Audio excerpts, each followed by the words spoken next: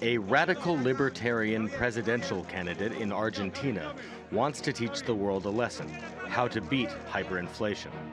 Javier Milei thinks he has the solution to the country's economic woes, abandoning the local peso and adopting the US dollar outright. Politicians are not the solution. They are the problem, and they don't want to apply the solution of the ideas of freedom because it is against their interests. So if they don't want to change, let's get them out for good. A daytime television personality turned politician, Milei shocked observers in the first round of polls, getting more votes than his establishment rivals. Come the second round on October 22nd, he's hoping many Argentines will continue to blame the more conventional candidates for inflation, which has now hit triple digits. The central bank has raised interest rates above 100%, but that hasn't stopped the peso from losing value. Almost half of Argentines live in poverty, and voters are desperate for salvation. I think people are tired, not only the young people. Maybe the young people don't have much sense of what has happened, but a lot of the elderly are also following him.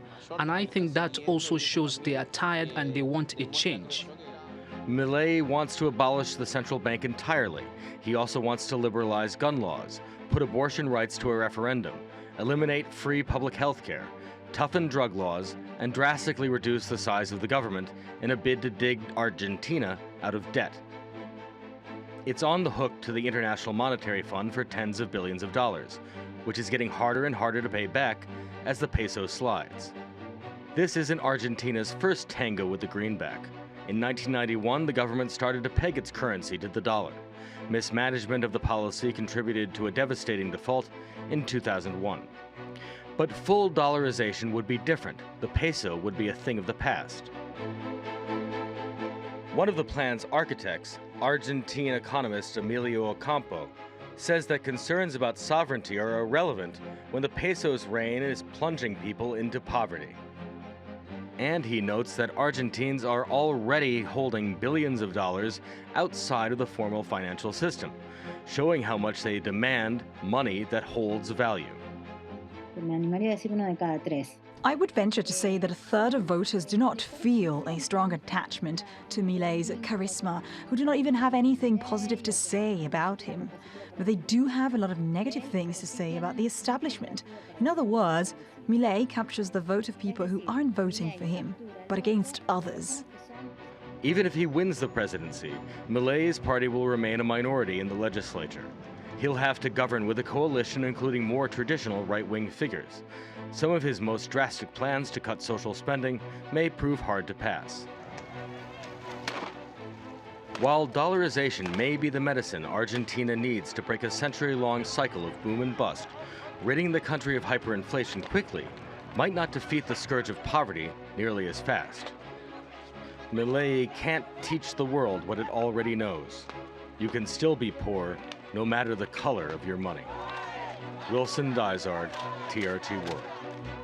Well, let's bring in John Farmer in London now. He's the editor-in-chief of Latin News. Good to have you with us, John. As we heard, Argentina's top presidential candidate wants to use the US dollar to crush inflation and transform the ailing economy. Does Argentina need to dollarize at this point, and will it work?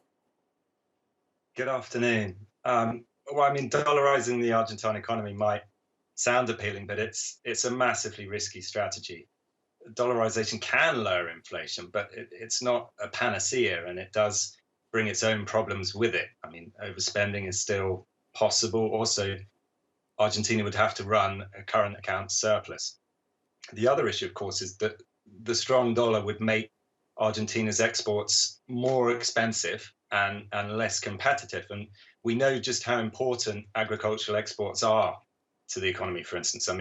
Argentina's international reserves have been absolutely pummeled recently because of a severe drought, and this has reduced agricultural exports so much.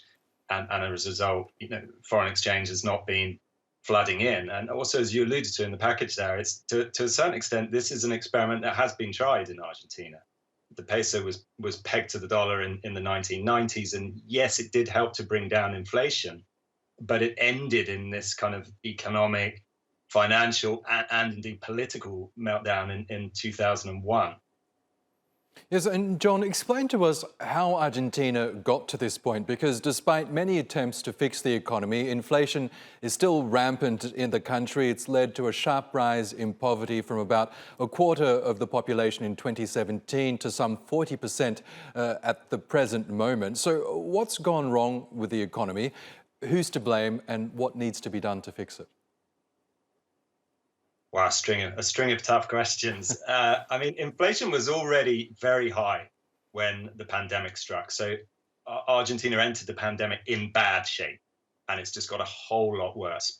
Before the pandemic, it had inflation of about 50%, but needing to sort of print money at an even faster rate to provide support pushed inflation even higher. And it's broken through that sort of psychological 3-digit threshold now to well over 100% and one of the highest rates in the world. And this and the previous government essentially borrowed far too much, and servicing any debt, let alone a dollar-denominated debt when your currency is sinking, is unbelievably difficult. Now, this idea to dollarize the economy for many Argentinians isn't really a radical one, because at the moment the use of the greenback is widespread. It's effectively the functioning currency for millions of Argentinians. We know there's a thriving informal or black market that deals in US dollars. So explain to us why Argentinians are flocking to the dollar at the moment, why they're choosing the greenback over the peso. All Argentines want the dollar. I mean, they see it as a safe haven. They don't trust the peso. There's no confidence in the peso. And I mean, when you see inflation in 3 digits, you can understand why that would be the case. So it's very widely used because it provides that sense of security. People feel secure that they aren't suddenly going to lose their life savings. So lots of Argentines have dollars safely squirreled away in foreign bank accounts. And as you say, we see how much Argentines want the dollar in the sort of multiple exchange rates in the country. So the black market or blue dollar, as it's known, that soared to about 780 pesos after the elections and all the sort of political uncertainty that caused. And that's a huge difference to the official exchange rate.